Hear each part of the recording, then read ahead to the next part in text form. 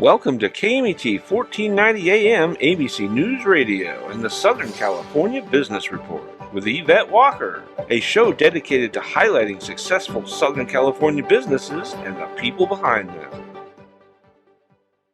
Welcome and thank you for joining the Southern California Business Report on ABC News and Talks, KMET 1490 AM, 98.1 FM, and KMET TV. I'm Yvette Walker, live, blasting our signal from the center of Southern California, serving a population of over 25 million. Get us crystal clear and on demand by downloading the free live streaming app on Google Play and the Apple App Store. And as always, a huge shout out to the team, Mitch, Bill, and Sean. I love you guys. And to our special advisory committee. Look them up on scbrtalk.com with members such as District Attorney Jason Anderson with San Bernardino County, Mayor Paul Leon, Ontario Mayor, Mayor Aquanetta Warren, Fontana Mayor, and so many more members. Please join it and check it out. Today, I have the distinct honor of introducing Jane Epstien. Jane Epstien is a survivor and advocate for survivors of sibling sexual abuse and trauma.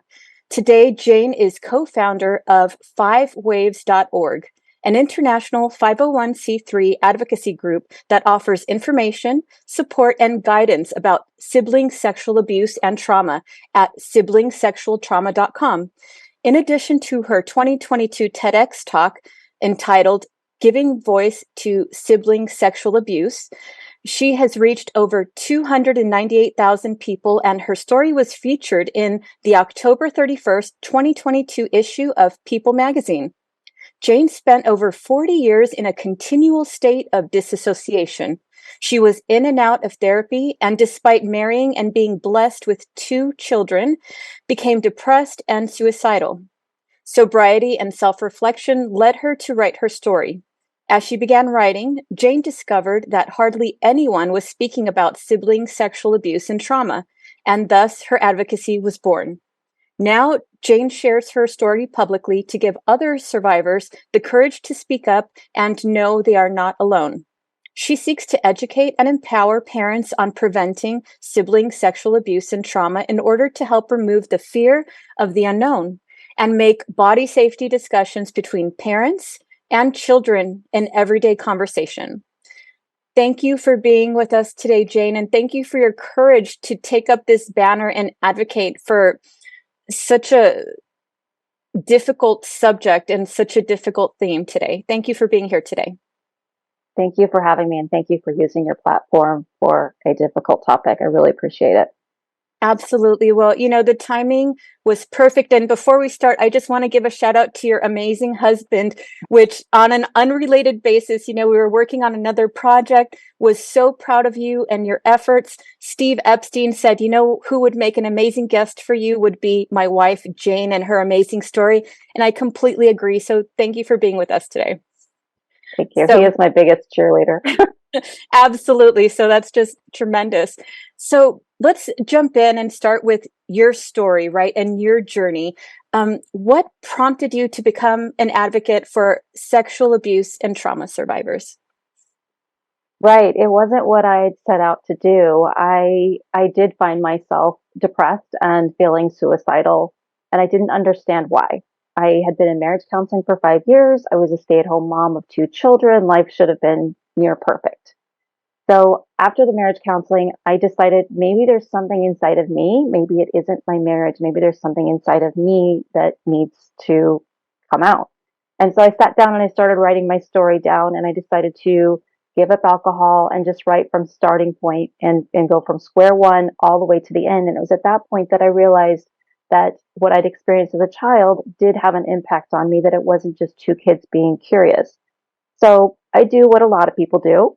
And I went to Google, and Google was almost silent on the subject matter, but it also came up that it's very taboo and that people aren't talking about it, yet it's very prevalent. So I realized I can't be the only one, and my brother can't be the only one out there.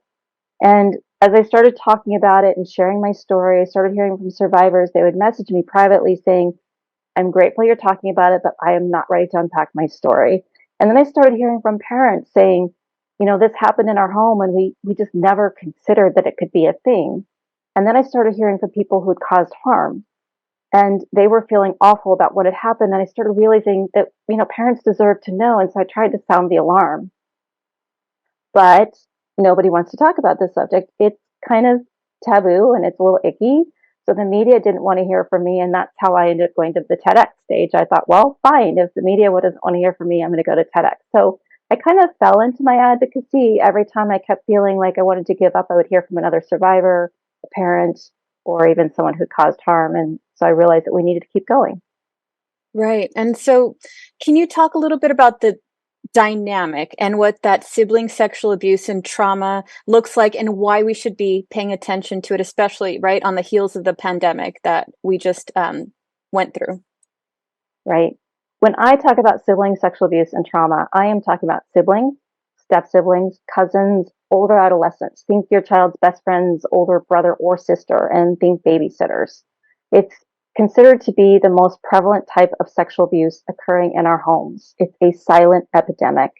And with the COVID shutdown and everybody at home and everybody on the internet, exposure to pornography does have an impact on the numbers going up. So, Jane, can you please share some statistics that stand out to you that directly impact abuse and trauma survivors? Sure. First of all, we need more research. We aren't talking about it enough. There isn't enough education. So, in all honesty, the studies that we are referring to, we're talking about a handful of studies. So, that's the first thing. It is estimated that 40% of all child sexual abuse is perpetrated by juveniles. So, an estimated 80 million children worldwide have experienced sibling sexual abuse or trauma. That's approximately 1 in 25 children. Wow. And 88% never tell. So, another way to put it is about 3 to 5% children experience sibling sexual abuse or trauma, and those are the children that experience it. And then on the other side, we have the child who caused harm. And I'm very empathetic for the child who caused harm. So, I know that it impacts their lives as well. Right. And as we know, and in the context that we're discussing it today, it's basically unchecked curiosity, right? Yes. And I say that hesitantly because I don't want to diminish any survivor's experience, but it can start out as curiosity. And even if it starts out as curiosity, it can lead to abuse. And if it's an unwanted touch by the person who experiences the harm, that's still abuse, even though it started out as curiosity. But it's generally children behaving from a child's perspective. They generally are not born pedophiles or monsters. But again, I'm very careful to not diminish another survivor's experience. Absolutely. So please talk about the impact and, the things that survivors can experience as a result of this trauma and this abuse. Well, the list is long. uh, it can have higher levels of guilt, depression, self blame, eating disorders, sleep disorders, PTSD, denial, sexual dysfunction, relationship situations. It can even lead to situations of chronic pain, just to name a few, suicide. Yeah. Wow. So, can you please take us into some of the more common scenarios? And, you talked about how this can occur as a result of, interacting not only with direct siblings, but extended family members, peers. So, these are people that, these survivors meet in schools or in just in the community in general, babysitters, as you posed it. So please talk a little bit more about those scenarios and, how we can create safe checkpoints to um, ensure that we are putting our children in a safe place. Sure. Again, I'm very careful about putting certain families into a category because I think in this situation, it's very easy for parents to think that would not happen in my family because it's really hard for a parent to wrap their head around one of their children harming another one of their children or a friend or a cousin. It's really hard to wrap their head around. So I'm very careful in stating that really no family is immune, particularly the stories that we are hearing. These people come from all walks of life, all ethnicities, all religions. So first of all, no family is really immune. Again, as I stated, 40% of child sexual abuse is estimated to be perpetrated by juveniles. That means when children enter puberty, there's a huge spike in sibling and child-on-child sexual abuse. And that's also our best point to stop it by educating them, because children aren't behaving as an adult perspective. Children are impulsive and they aren't grooming another child. They're taking an opportunity. Their bodies are changing. They have lots of questions. And if a younger sibling or a younger cousin is around, that feels safer than coming to an adult to talk to.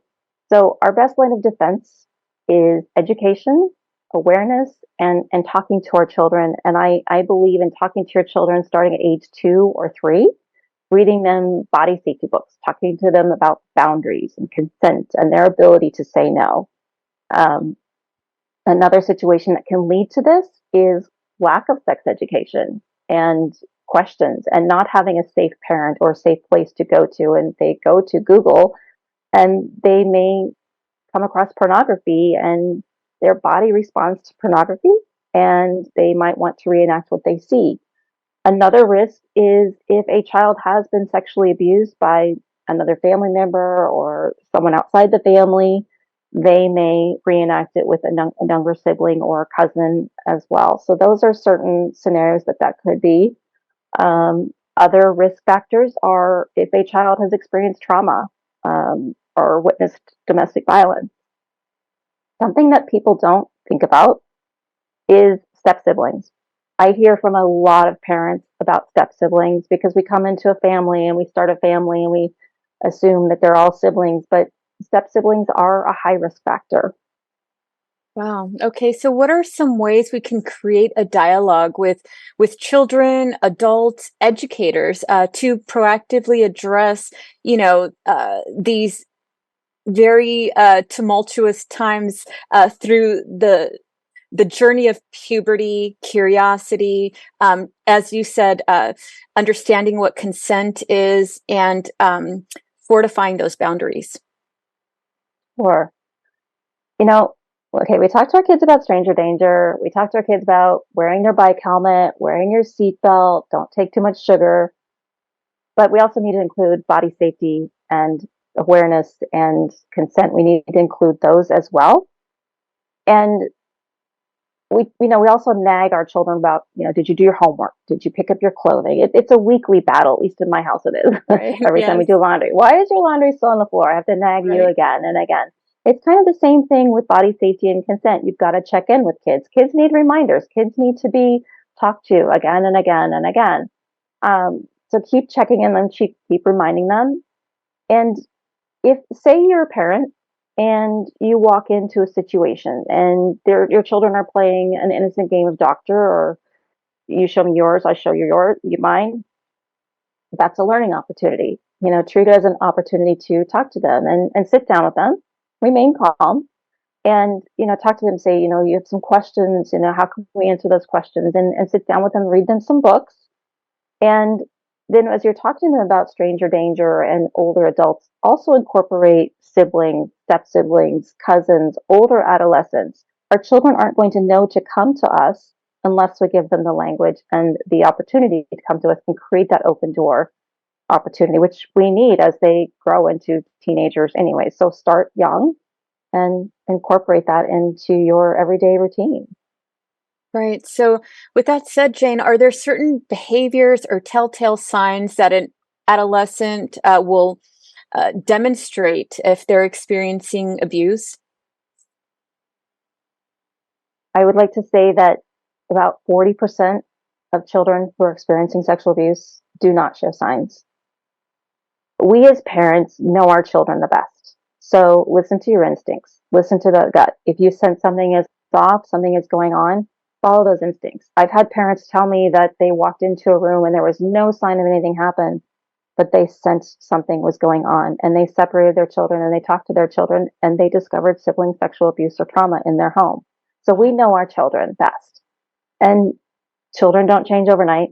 If there's unexplained anger, unexplained depression, eating disorders, and something else I tell parents is, even if we've educated our children, they still may not understand what is happening to them. They still may not have the language. So if your child is telling you they don't want to be with someone, or they want to sleep with you, children aren't generally trying to be a pain. They may be just trying to communicate to you that something is going on in their life that they don't have the words for. Right. It sounds like they would be looking for opportunities to feel safe, right? Because it feels like if you're going to go want to sleep in the bed with your parents, I think that's a response to maybe feeling unsafe, especially after a certain age, right? During those years, that would be a huge sign. Absolutely. So please talk about some red flags that may indicate an adolescent or a child is, taking this curiosity over the line and finding ways to identify it and again communicate, reach out, and stop the opportunity or probability that this could either happen or is happening. Well, first of all, I'm going to thank you again for having me on your show and raising awareness, because awareness is the first thing. Right. Because many, many parents are not even aware of it. So if we're aware of it, if we normalize the discussion surrounding it, then a parent has the possibility to come up with suspicions, and they might think, oh, well, I heard about that on Yvette Walker's show. Maybe they're more open to it, more aware of it. So again, thank you for that. Some signs to look out for would be, is a sibling overly excited to babysit the child. I can say in my personal experience, my sibling kept saying, yeah, I'll babysit. And that's really hard for parents, because my sibling was 12 and my parents were finally at that stage where they could go out and they could leave me with a responsible adult, right? But just be mindful if your sibling is too anxious to do the babysitting. And is there a sibling who has experienced trauma? Is there a child who has been exposed to pornography? Is there a child that has been sexually abused? Something else that might be considered, the experts, I say the experts, because the experts really can't even agree either, but they also say there's a big age gap, say 3 years or more. If there's a big age gap between children, you really need to be mindful and keep eyes on your children. Having said that, that is true. My sibling was 6 years older than me, and I do hear that a lot. I hear 3 years and up, the big age gap. But I've also heard stories of survivors who've been sexually harmed or abused by a cousin or a sibling who is close in age or even younger than them. So we need to be mindful of that too.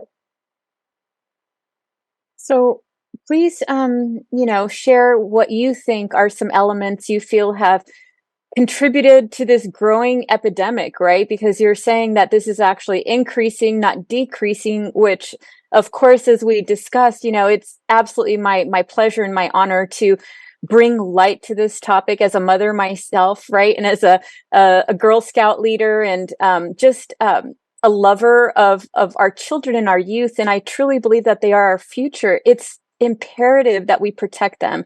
And knowing that this is happening, having this platform and having the ability to raise awareness to those that are listening to this, that have siblings, that have children, that have nieces, nephews, grandchildren, can all be aware of what is occurring and, really have the opportunity to prevent something like this to continue or from happening in the first place. So thank you again for your courage. Thank you for sharing your story, and thank you for sharing your insight. So again, Jane, please, in your view, talk about some of the elements that have contributed to this growing phenomenon. Sure. I will say first and foremost, again, we aren't talking about it. So it remains hidden. And COVID did not help. Many parents and siblings, we were all in lockdown. And I don't know about your household, but my household, we all went to 4 separate rooms and we're all glued to our computer. We're all on Zoom. And, sibling sexual abuse and trauma happens behind closed doors. It happens in bathrooms. It happens at bedtime. It happens when you're sleeping. And we were all together. And also during COVID, again, children they were on their computers. They were being educated on their computers and 24/7 on their computers. And it's not a question really anymore of if your child's exposed to pornography, it's more a question of when. And pornography has played a huge role in that, unfortunately. And I am not a pornography expert, and I am not going to take on the pornography industry. I am not anti-porn for adults, but I'm just stating that our children are not prepared for it. And that's created a huge issue. And the sex traffickers, they actually message me on Instagram because I can tell who the sex traffickers are because you can look at their account and you can figure it out. And they ask me questions on how does this work? How do kids have sex with their siblings, or what is sibling sexual abuse? How does that happen? And they're looking for cues and answers for me, and I block them. So the trafficking is a big issue, and there's a lot of sexualized images around us. That's a big problem. Absolutely. So, are there resources for families to reach out and gather support, such as counseling, other resources for abuse victims, and also, those that inflict harm through these sexual activities with their peers or their siblings? There are, and I'm going to break it down, actually. When I talk about sibling sexual abuse and trauma, there are not many resources specific. There's even a study that says that 70% of social workers really don't know what to do with sibling sexual abuse and trauma. They're asking for more education. Law enforcement is asking for more education. So when it comes to sibling sexual abuse and trauma, we're really struggling to build those communities and raise awareness. When we're talking about child sexual abuse, there are more resources for those types of situations. And unfortunately, many people don't come forward until they're adults. So many people start with talk therapy. But I will say that there are some great resources out there. There is the siblingsexualtrauma.com website. There is healingoutloudcsa.org, which it covers a wide range of childhood sexual abuse. There's the Mama Bear Effect. These websites often have a lot of resources, a lot of books, and a lot of resources that you can dive down into or connect with them and find a resource. But sibling sexual abuse and trauma, we're still trying to kind of grasping at straws for those resources right now.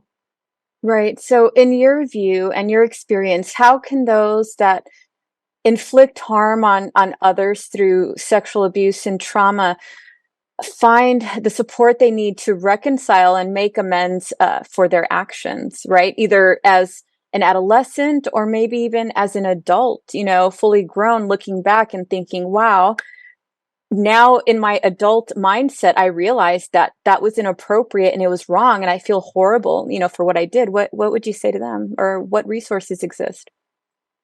Right. So I do have those who have caused harm reach out to me. And they often reach out to me via Instagram or TikTok, where they can have an anonymous name. And sometimes they'll reach out to me and then they vanish, they disappear. There's a high risk of them reaching out because we don't know we don't have a standardized legal system for this type of abuse. There is a risk of them coming forward and we don't know, could they be prosecuted? We don't know. And every situation is different. Every survivor is different. Some have caused harm, have reached out to me and said, should I reach out and say, I'm sorry? And I'm not a coach, I'm not a therapist, and I cannot guide them. I cannot tell them what to do because some survivors would welcome an apology. Some survivors would not want to hear back from them. It's very messy, and we don't have enough resources for the people who have caused harm. We would like to get more resources, but there are a few places that they can go to start. The Sibling Sexual Trauma website does have there's a menu under sibling who caused harm. There's lots of resources there. They can also go to stopitnow.org, and they can also go to whatsok.org. I believe the whatsok.org is an anonymous reporting situation. One other opportunity is there is a website called siblings2.com. Now, siblings2.com, I've worked with Nancy Morris. She's amazing. She actually collects anonymous stories for research, and she can be trusted. So that would be even helpful. And if you just want to get what happened off your chest anonymously and help researchers understand, that would be great, because we also need to hear from the people who caused harm. We need to hear from them too to understand it. And yes, there's one thing I want to share, actually, yes, while we're talking about the child who caused harm. Brad Watts, who is an author of Sibling Sexual Abuse, America's Silent Epidemic, he works with children who have caused harm. And he has stated that 95 to 97% of those who have caused harm with proper treatment and therapy, do not go on to harm as an adult. So again, these children are generally operating out of a child's perspective. They're not monsters. They're not pedophiles. There are a select few, yes, but I just want to state that they generally are. They don't go on to harm other people as an adult. Right, which is a big part of that conversation and keeping those lines of communication open, right? And focusing on preventing this from happening in the future. So we're coming up on a break, Jane. For those listening, I'm Yvette Walker on ABC News and Talk, Southern California Business Report with Jane Epstien, activist and founder of Complicated Courage, on this National Sexual Assault Awareness Day, shedding light on a growing epidemic of child-on-child sexual abuse, which accounts for 40% of all sexual abuse. With proper education, we can reduce and prevent this silent epidemic. When we return.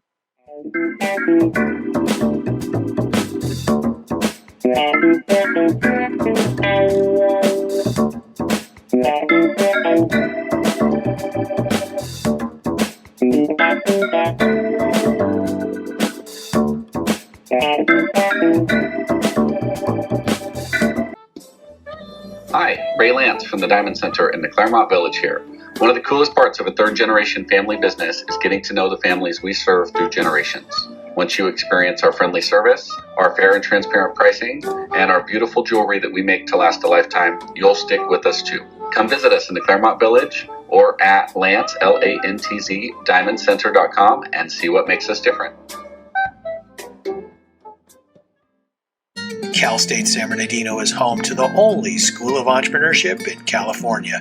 With globally ranked degree programs, you can start your journey today to become a successful entrepreneur. Learn more and connect at entre.csusb.edu. City of Hope is driven to making a difference in the lives of people with cancer and diabetes. We accomplish this by conducting innovative research and providing outstanding care. If you or a loved one has received a cancer diagnosis, go to cityofhope.org to learn more about how our innovative approach could change your outcome. The University of La Verne is rated first in California for alumni satisfaction. Learn more about accelerated programs offered online and on campus in La Verne, Irvine, Ontario, Burbank, or College of the Canyons. Visit go.laverne.edu. The University of La Verne. go.laverne.edu. Hi, I'm San Bernardino County Sheriff Shannon Dykes. If you're looking to start an exciting career in law enforcement and make a difference in your community, we are hiring dispatchers, nurses, deputies, laterals, and many more. For a complete list of our jobs and more information, visit sheriffsjobs.com. Every 2 seconds, someone needs a blood transfusion. Be on the giving side. Livestream Blood Bank supports patients in 80 Southern California hospitals. Call 1-800-TRY-GIVING for more information and to set an appointment. Ontario International Airport is on to a better way to fly with over 65 daily non-stop flights to more than 20 major destinations and the easiest airport experience in Southern California. Visit flyonto.com/Ontario to learn more about Ontario International Airport today.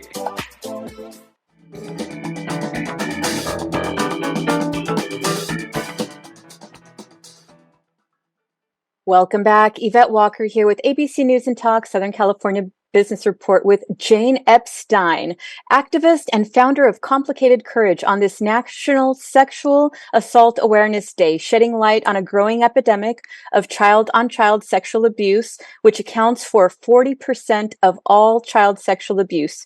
With proper education, we can reduce and prevent this silent epidemic. Thank you again for being with us today, Jane. Thank you.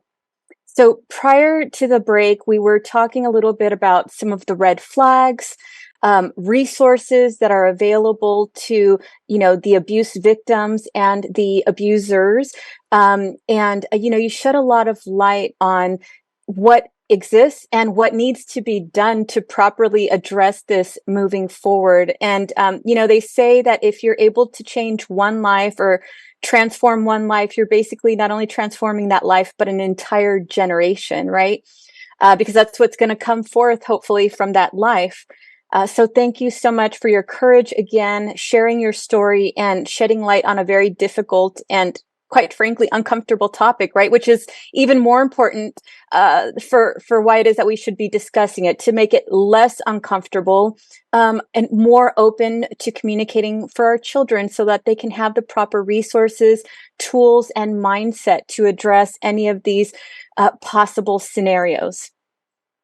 So with that said, shedding light on a topic allows obviously everybody to understand the dangers. Please talk about the community that you're building today, Jane. Sure. When I Googled sibling sexual abuse about 5-6 years ago, there was very little out there. We have come a long way.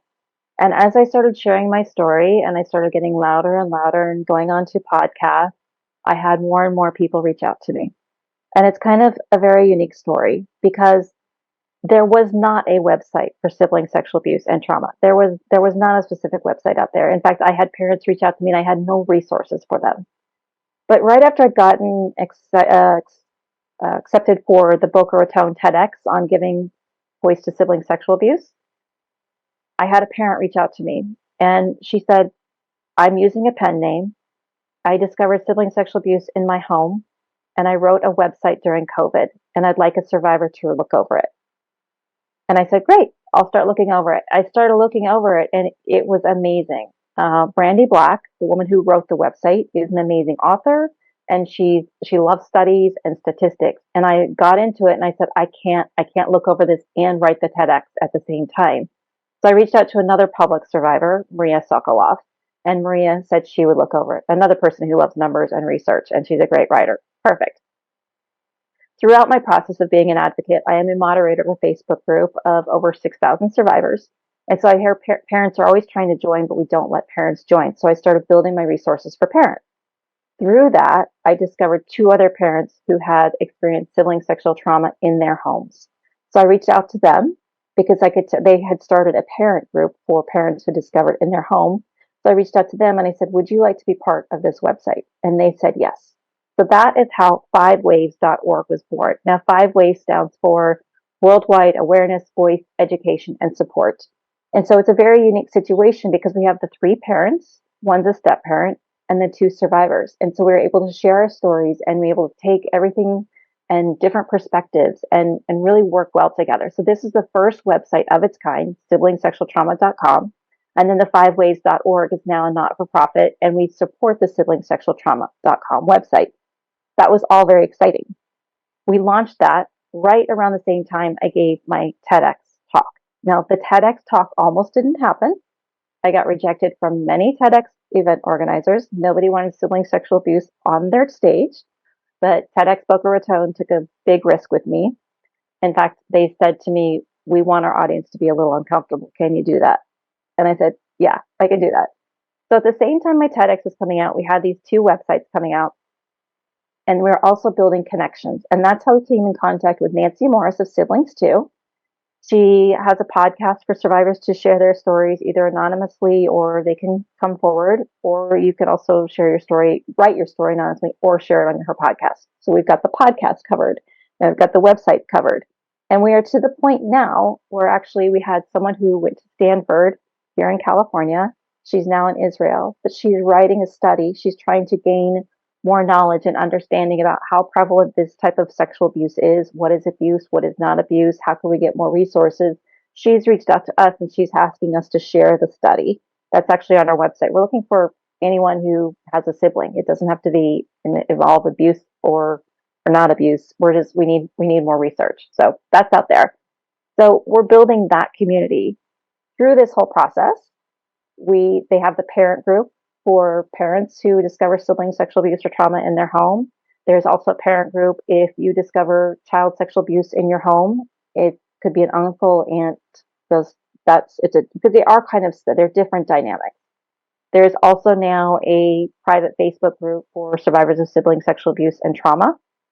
And we are just gaining more and more awareness. In fact, this April 15th, is the first Siblings Too Awareness Day put on by Nancy Morris. She's got experts. She has people with lived experience. She has parents. She's raising awareness. So we have come a long way since that day that I Googled sibling sexual abuse and found almost nothing. Wow, that's tremendous. Bravo for your efforts. Thank you so much for that, Jane. So, as we know, curiosity is a great thing, but what are some ways and support systems that we have that we can in turn, make it so that the children or those that are around the sexual abuse survivors don't act on those curious impulses? Right? Children are curious. They absolutely are, and we don't want to squash that at all. The line is murky, and I believe again that our first line of defense is awareness, which is what we're doing, and education. Those are our first lines of defense. If we don't talk about it, it doesn't exist, and then it continues to hide in the shadows. The thing about child on child and sibling sexual abuse is it's a whole family trauma, because even if it's a cousin situation, then it changes the whole family dynamics, and it's a whole family trauma, and we don't want anybody to experience any side of this. So again, I'm going to go back to, we talk to our children when they're 2 and 3. We start there and we don't stop educating them, and we continue to talk to them as they enter puberty and as they go through puberty and as they come out of puberty. We continue to talk to them about boundaries and consent and body safety. In fact, my kids hate me for this. They hate my husband and I for this, but they've been educated to the point where they roll their eyes at me and they run from me. But there's a book a series, it's called The 30 Days of Sex Talks. And there's 3 or 4 books, and they're based on age groups. And so my husband put it on the calendar, and we'd sit down every single week in the family room, and we would read a chapter and we would talk about it. And we did that all the way through until they're 14 and 15, and they've been really educated. And we check in on them and let them know about the effects of pornography and why their brains aren't really ready for pornography. And while I'm talking about books, there is an excellent book called Good Pictures, Bad Pictures. And you can read that to your children about pornography. I have not written any of these books. I don't get anything from them.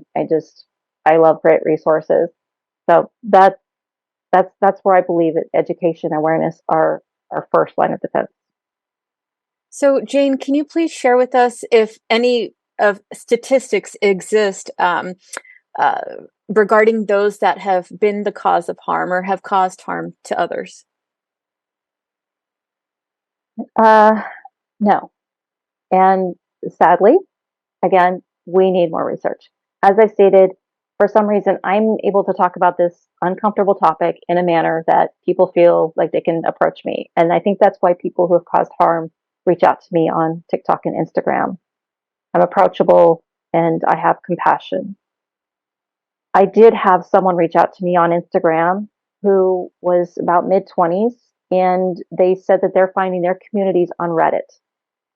And they'd also shared with me, hey, there's a whole new generation coming up that's been exposed to pornography and has done these things to their siblings or their cousins, and we're just now grappling with it.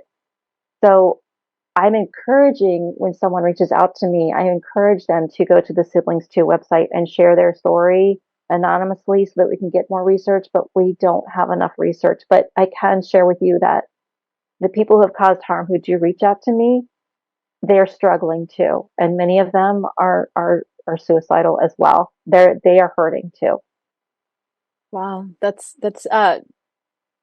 difficult to hear, right? And a different perspective to consider, right? Because usually the empathy lies with the victim, but because, everybody's an adolescent, at least in this scenario, it's like you said, you have to have that empathy and that compassion for both. And that's why, education, those resources and those conversations are critical, right? We're the adults. We have to prepare our children and let them know what's what. They deserve that. Yeah, they deserve that Absolutely. trauma. So are there signs in those that have endured trauma and abuse that are universal that you can speak to? Yeah, I will say that I think children of sexual abuse, whether it's a sibling or an adult, there are some universal signs: anger, depression, eating disorders, suicidal ideation, relationship situations, chronic pain disorders, body image issues. The list is pretty long. depression, self-hatred, self-blame. And how do some of these things manifest themselves? Let's just say around, just in the day-to-day. Sure. I can speak from my experience.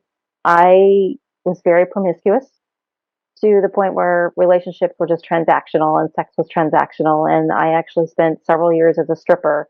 I thought I had control that way. That's how that showed up for me. I was a party girl. I was drinking and I was doing drugs and I barely graduated high school. It can also manifest its way as a people pleaser. Again, we're all connected by our stories. There may be someone out there that hears this and says, I do that, but I wasn't sexually abused. So I believe in the power of sharing our stories. Right.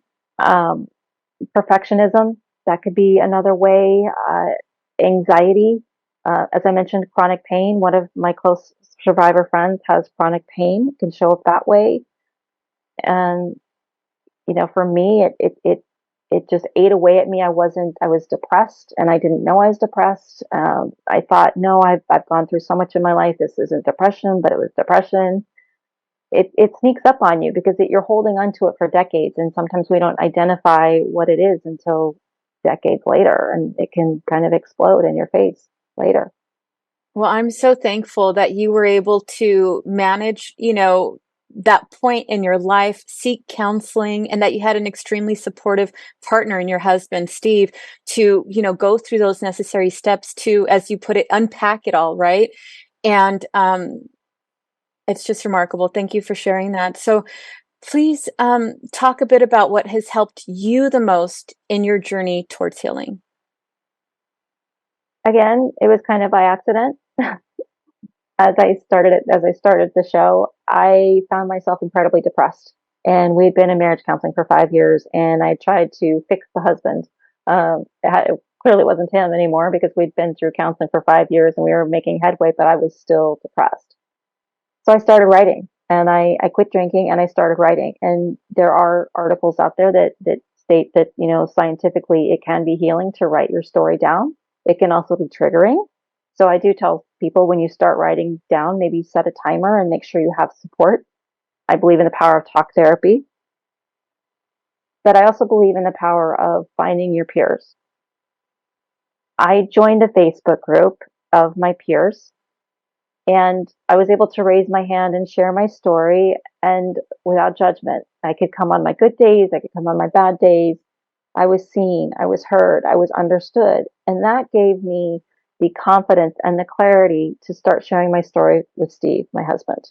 Now, I would write a chapter for him and I would have him look over it because he's kind of my first proofreader. And I would say, okay, this is a tough chapter. And he would read it. And he still loved me.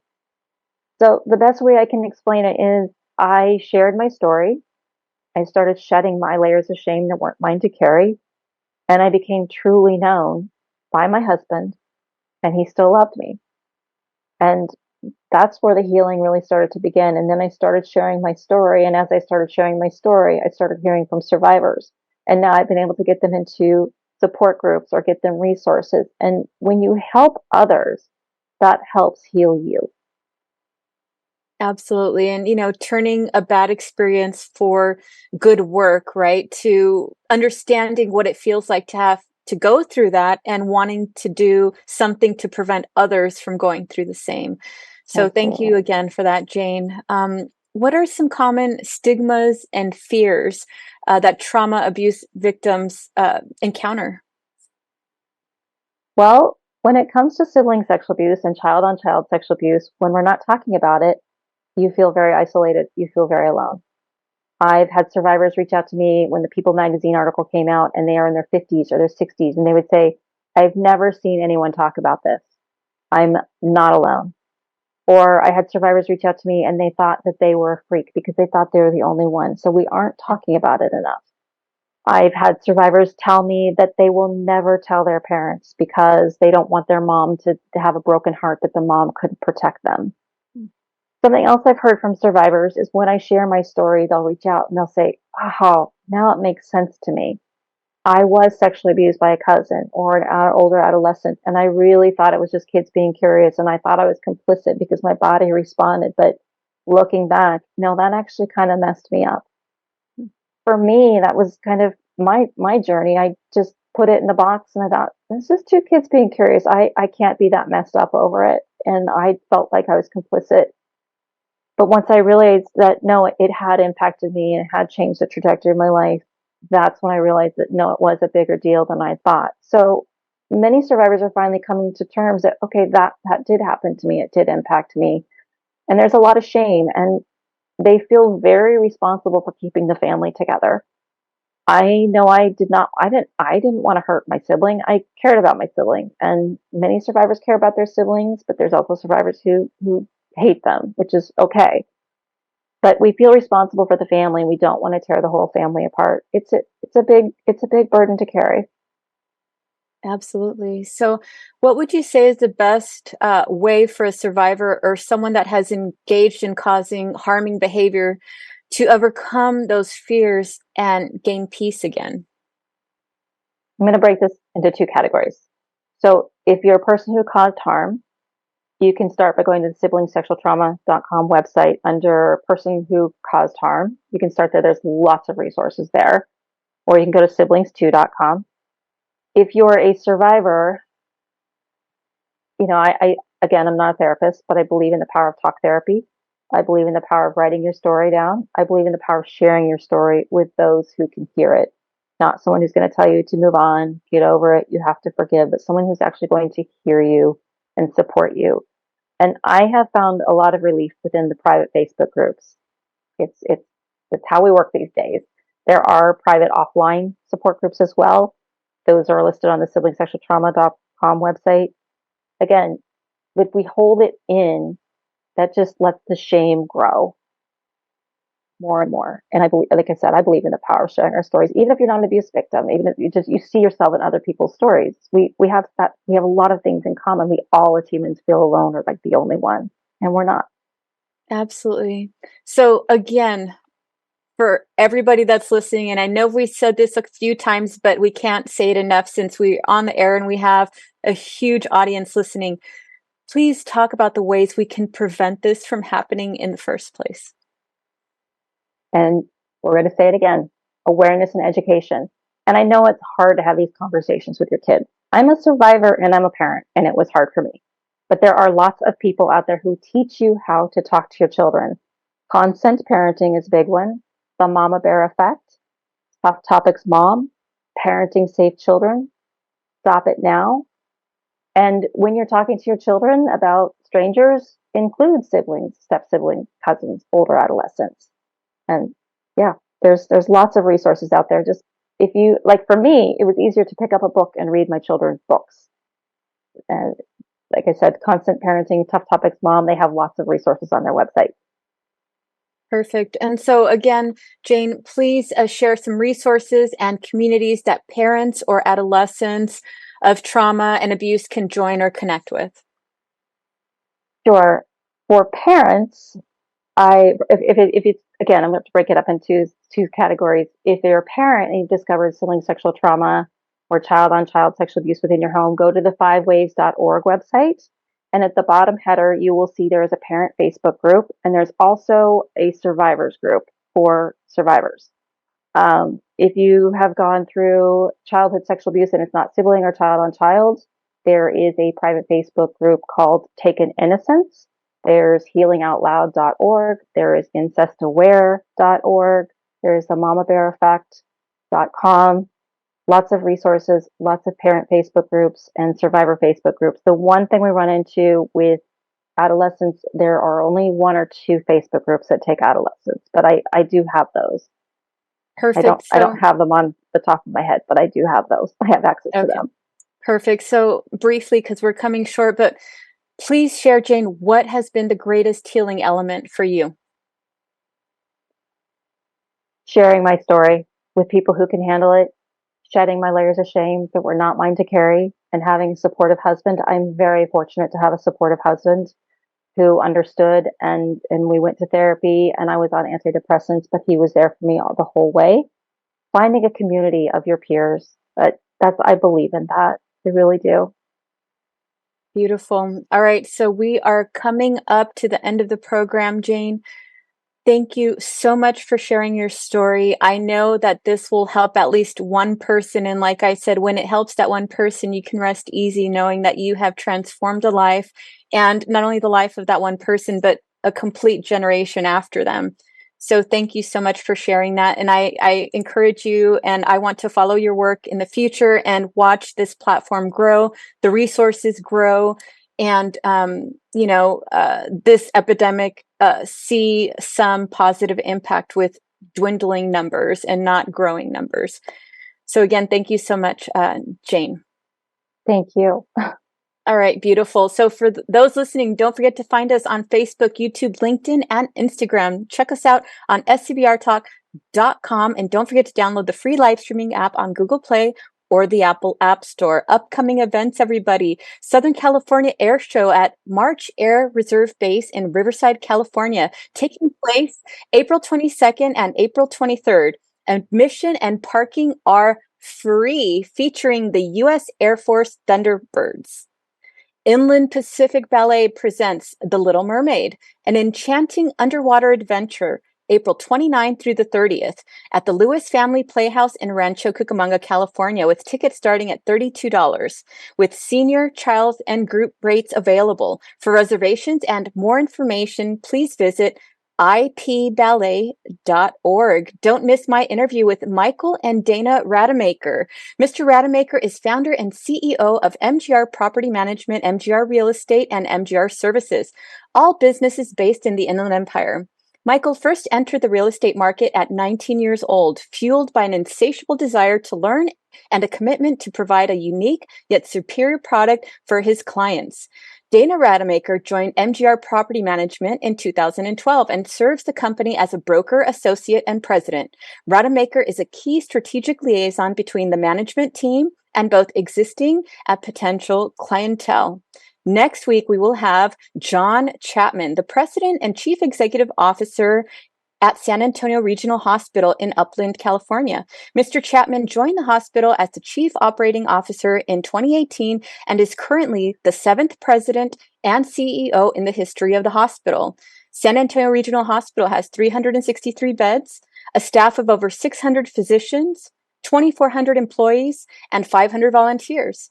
The hospital offers advanced patient care throughout the Inland Empire. We will see you all next week. Everybody, do not miss it.